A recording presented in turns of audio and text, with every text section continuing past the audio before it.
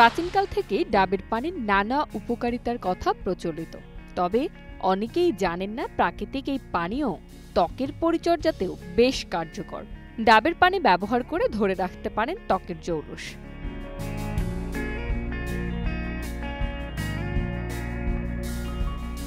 মুখে ডাবের পানির ঝাপটা দিন, তারপর মেখে নিন ক্লিনজার।